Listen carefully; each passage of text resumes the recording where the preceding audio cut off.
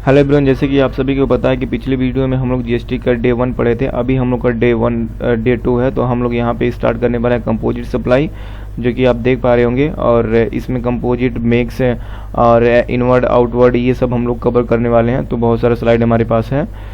तो इसमें हम लोग अभी फ़िलहाल जो कवर करने वाले हैं कंपोजिट सप्लाई। ओके, तो बिना समय गंवाए हम लोग वीडियो को स्टार्ट करते हैं। और यहाँ पे 3 कंडीशन अगर कंप्लीट होता है तो कंपोजिट सप्लाई माना जाएगा।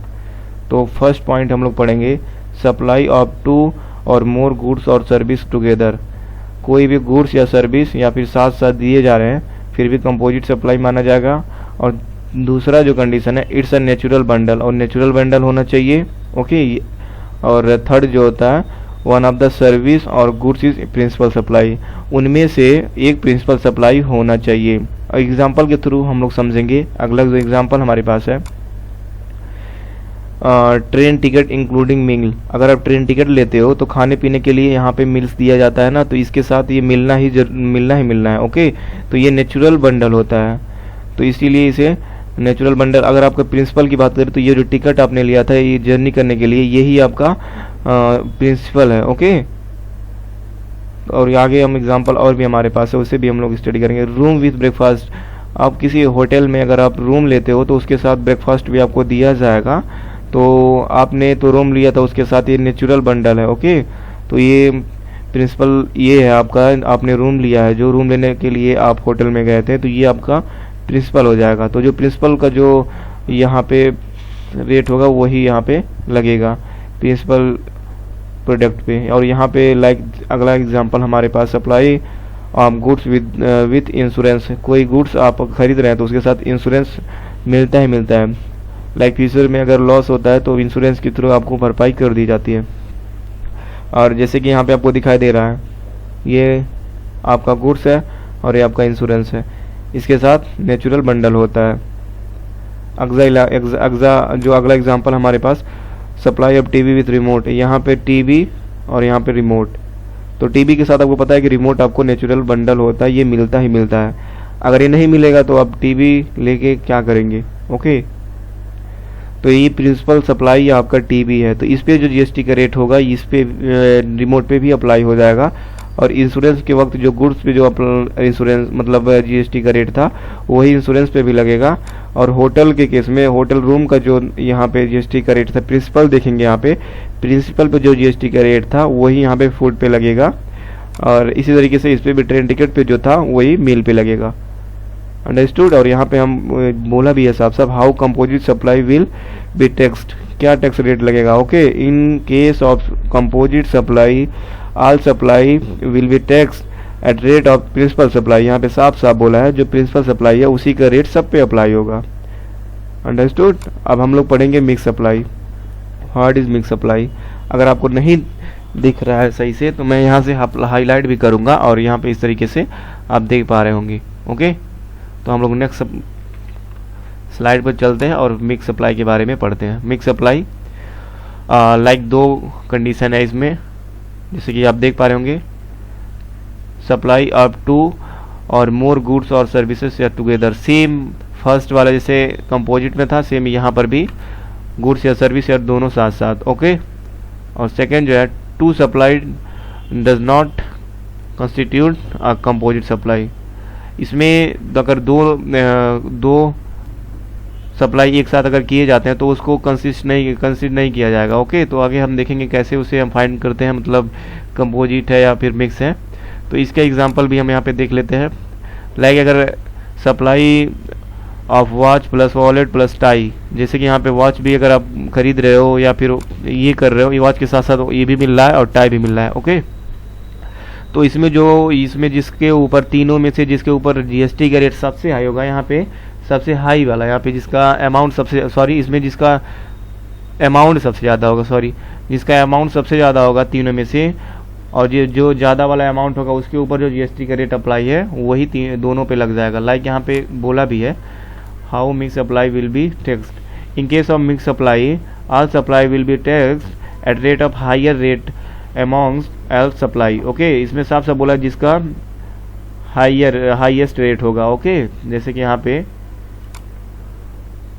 अगर आप supply of laptop and laptop bag laptop के साथ अगर लैपटॉप बैग भी मिल रहा है तो इसमें हाइयर रेट किसका है, लैपटॉप का ज़्यादा अमाउंट होगा, इसका कम होगा, तो इस पर जो जीएसटी का रेट होगा इस पर अप्लाई हो जाएगा। सिंपल सी बात है।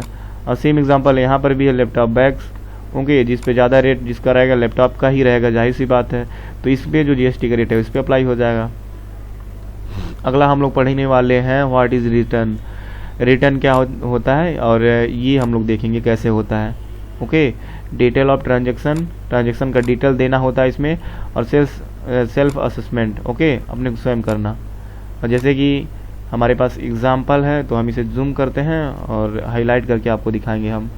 जैसे इनवर्ट सप्लाई, और यहाँ पे टाटा मोटर्स आपको दिखाई दे रहा है, लाइक ये टाटा मोटर्स इन लोगों से परचेस कर रहा है। ओके, ये इनवर्ट सप्लाई मतलब ये जो कि यहाँ पे प्रीमियम स्टील, पावर एल्युमिनियम, सुंदर रबर्स इंडस्ट्री और ये पावर एल्युमिनियम, इन लोगों से ये टाटा मोटर्स परचेस कर रहा है। ओके, तो इन लोगों के लिए सेल है ना, तो इन लोगों के आउटवर्ड सप्लाई है, इन लोगों के लिए ये लोग सेल कर रहे हैं टाटा मोटर्स को, इनके लिए इनवर्ट सप्लाई मतलब परचेस है। ओके, तो ये लोग इनसे परचेस कर रहे हैं, ये बिल नंबर ये दिया है और अमाउंट कितने का है और जीएसटी रेट और जीएसटी का अमाउंट यहाँ पे ये रिफ्लेक्ट हो रहा है, दिख रहा है यहाँ पे।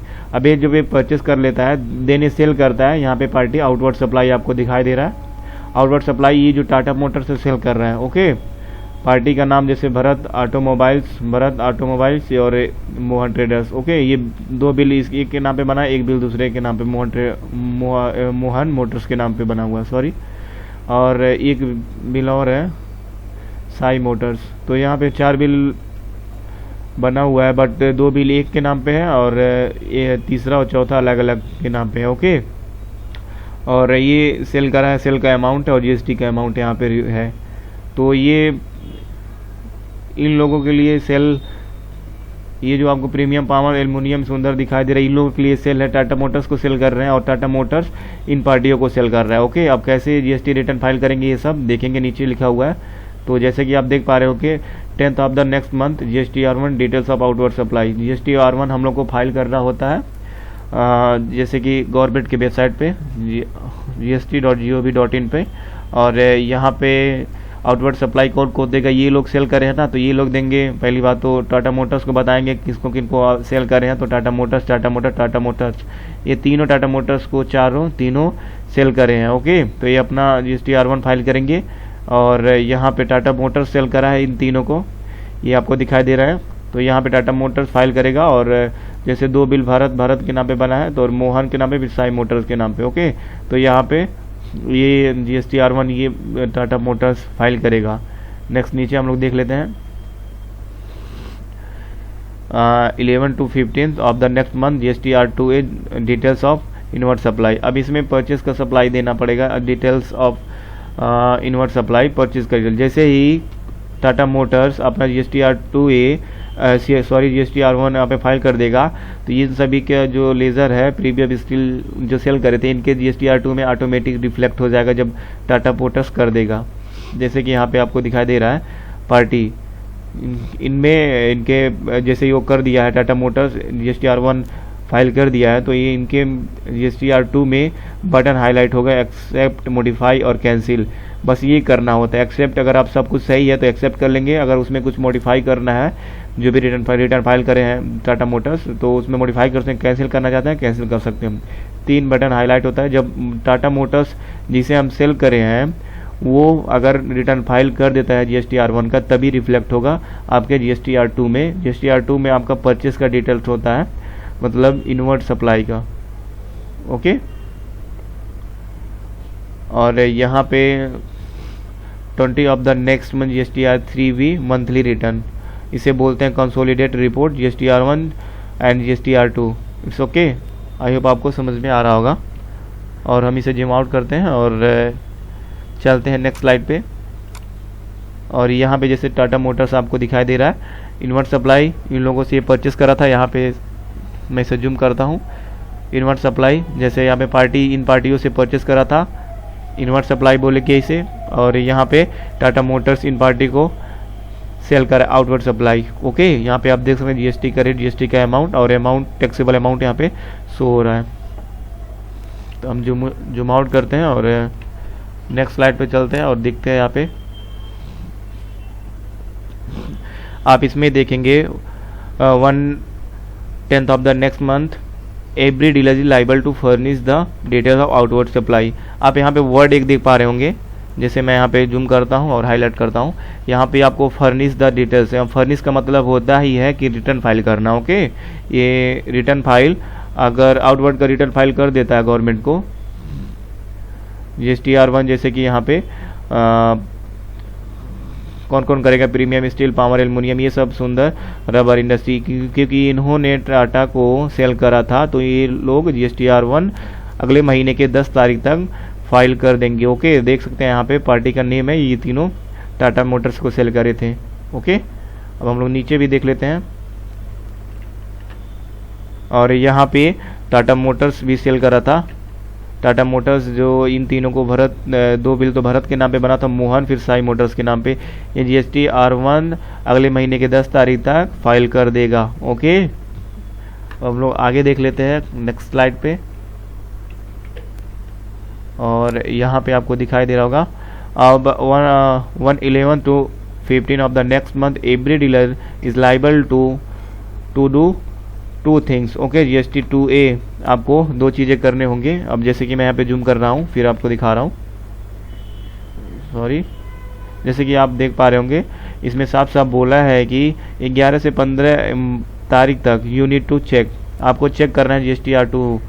जैसे कि यहाँ पे मोटर ट्रेडर्स, मैं इसे हाईलाइट करता हूँ, टाटा मोटर्स जब अपना GSTR1 कर देगा फाइल, तो आप जो लोग सेल करे होंगे उनके परचेस में रिफ्लेक्ट हो जाएगा।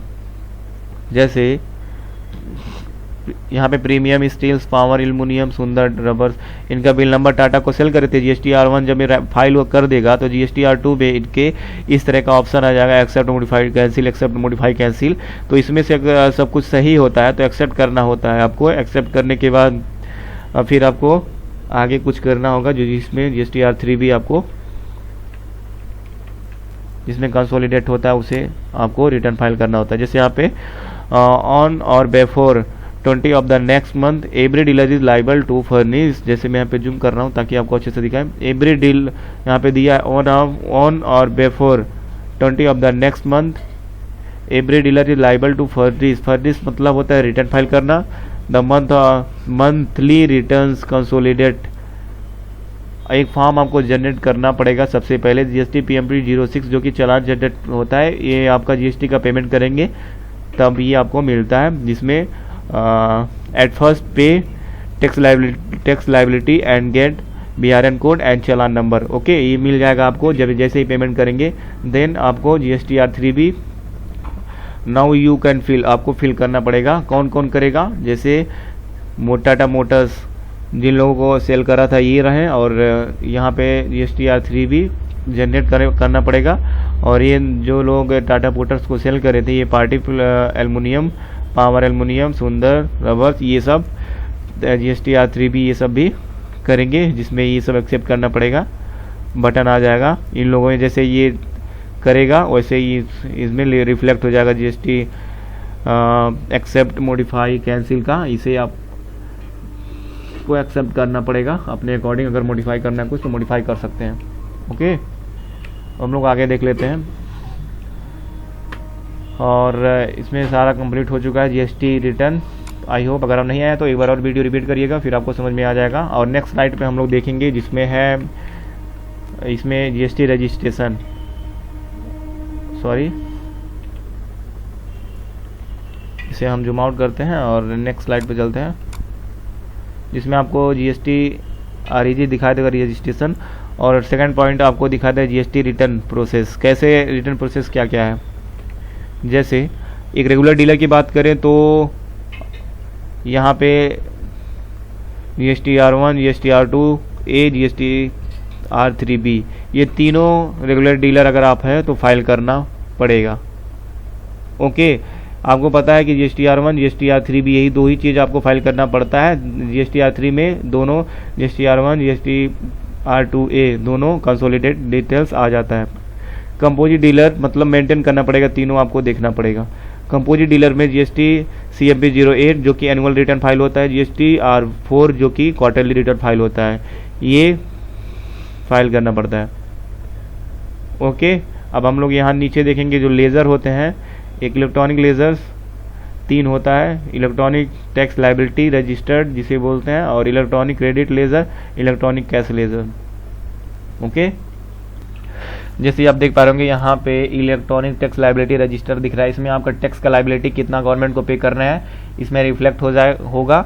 और इलेक्ट्रॉनिक क्रेडिट लेज़र आपको यहाँ पे जो भी आईटीसी आपको मिली रहेगी इसमें आपका शो करेगा, और इलेक्ट्रॉनिक कैश लेज़र जो आपको पेमेंट यहाँ पे करना है यहाँ पे शो हो जाएगा इलेक्ट्रॉनिक कैश लेज़र में। ओके, अगर आपने एक्स्ट्रा पेमेंट कर दिया है, जैसे कि अगर जीएसटी आपका बन रहा है 10,000, अगर आपने कर दिया 11,000, तो यहाँ पे अगर आपने 2 बार अगर आपने जीएसटी पेमेंट कर दिया है, गलती से हो गया सर्वर वीक होने के कारण 10,000 का, तो आपका 20,000 आपके खाते से कट जाता है आपके अकाउंट से।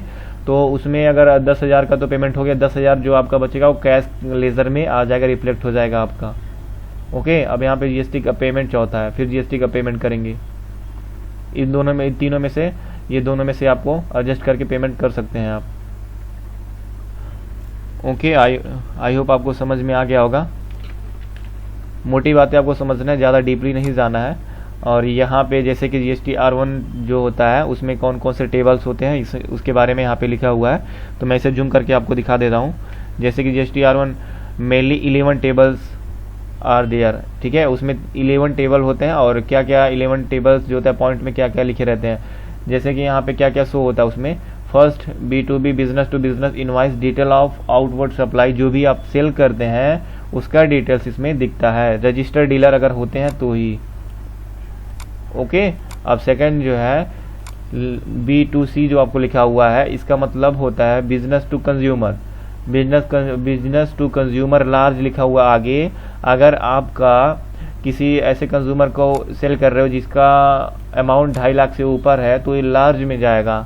Okay, invoice, detail of outward supply to inter state consumer या फिर अनरजिस्टर्ड कर रहे हैं डीलर, वैल्यू 2.5 लाख। आपको यहाँ पे अमाउंट आपको देख पा रहे होंगे, यहाँ पे अमाउंट भी लिखा हुआ है, 2.5 लाख से ज़्यादा होता है तब इसमें लार्ज में, B2C लार्ज में आ जाएगा। बस इतना आपको जानना है। और यहाँ पे B2C अदर आपको दिखाई दे रहा है, या फिर स्मॉल इसे बोल सकते हैं। बट अब रिटर्न फाइल करेंगे तो वहाँ पे B2C GST के पोर्टल पे gov.in GST.gov.in पे अगर आप वहाँ पे जाके देखेंगे तो वहाँ पे B2C अदर लिखा होता है। Okay, detail of outward supply other than B2C large. Okay, जो भी B2C में नहीं आएंगे वो B2C अदर में आ जाएंगे, B2C लार्ज में जो लोग नहीं आएंगे B2C अदर या स्मॉल में आ जाएंगे। ओके, और इसमें जो 2.5 लाख से जिसका कम होता है विल इनवॉइस वैल्यू, वो इसमें आ जाता है अगर कंज्यूमर होता है तो। और यहाँ पे क्रेडिट नोट, डेबिट नोट आपको पता है रजिस्टर्ड डीलर का अगर अगेंस्ट करता है, credit note, debit note invoice के वैल्यू को घटाने या बढ़ाने के लिए करता है, काटा जाता है, आपको पता है। जैसे कि आप छोड़िए, अब जब मैं वहाँ पे जीएसटी वहाँ पे पढ़ाऊँगा आपको, तो वहाँ पे जब ये डेबिट नोट से आपका इंटरफेस होगा तो वहाँ पे आपको मैं समझा दूंगा। Credit note, debit note unregistered dealer की केस में भी होता है, तो ये अनरजिस्टर्ड ऐसे आपके टेबल में जीएसटी टैली में ऐसे लिखा रहेगा जो यहाँ पे सेम लिखा हुआ है। एक्सपोर्ट इनवॉइस, अगर आप गुड्स को एक्सपोर्ट करे हैं तो यहाँ पे इस वाले टेबल में आ जाएगा। ओके, नील रेट सप्लाई अगर आप करे हो जिसपे रेट नहीं है जीएसटी का, वो भी इसमें आ जाएगा, यहाँ पे रिफ्लेक्ट हो जाएगा इसके सामने। टैक्स लायबिलिटी एंड एडवांस, अगर अब एडवांस के केस में अगर आपका टैक्स लायबिलिटी बना हुआ है, अगर सर्विस होता है तो इस वाले टेबल में आपका रिफ्लेक्ट हो जाएगा। एडजस्टमेंट अगर एडवांस का कर देते हैं तो एडजस्टमेंट ऑफ एडवांस, इस एडवांस लायबिलिटी का एडजस्टमेंट करने के बाद इसमें आपका शो होने लगेगा HSN wise summary of outward supply, जो भी आप सेल कर रहे हैं अगर उसका HSN कोड है, जिसे मैं बोला था कि एक गुड्स का यूनिक कोड होता है जिस यूनिक कोड से उसे पहचाना जाता है। जैसे हर एक पर्सन का अलग अलग नाम होता है, उस नाम से हर एक पर्सन को पहचाना जाता है, उसी तरीके से गुड्स का एक यूनिक कोड होता है, उस कोड के जरिए उस गुड्स का पहचान होता है। ओके, और यहाँ पे नीचे आप देख सकते हैं डॉक्यूमेंट इशू, कोई भी डॉक्यूमेंट अगर इशू हुआ होगा तो इसमें रिफ्लेक्ट हो जाएगा। आई होप आपको अच्छे से समझ में आ गया होगा, क्योंकि जीएसटी R1 में जितने टेबल होते हैं मैंने आपको बता दिया है। अब जीएसटी यहाँ पे 2 ही चीज़, एक रेगुलर डीलर है तो आपको रिटर्न फाइल करना होता है GST R3B, GST R1। Okay, जो कि आपको पता है। अब यहाँ पे जीएसटी R3B में जो यहाँ पे रिफ्लेक्ट होता है, जिसमें मेनली 7 टेबल आर देयर होते हैं। और फर्स्ट पॉइंट जो होता है 3 point word tax on outward and reverse charge inward supply. अगर ये केस होता है तो आपका इस वाले टेबल्स में 3.1 रिवर्स चार्ज का होता है जो आप सेल करे होते हैं, तो वहाँ पे उस केस में यहाँ इसमें वाले टेबल में रिफ्लेक्ट हो जाएगा।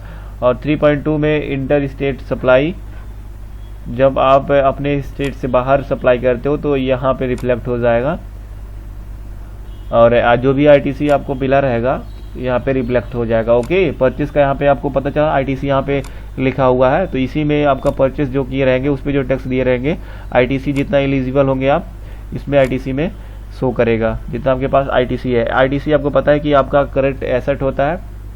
और यहाँ पे टेबल 5 में हम देखते हैं क्या exempt nil and non GST inward supply, जो भी आप परचेस करें हैं वो अगर आपको जीएसटी नहीं लगा है उस पर या फिर एग्जेम्प्ट है तो इस वाले टेबल में रिफ्लेक्ट होगा।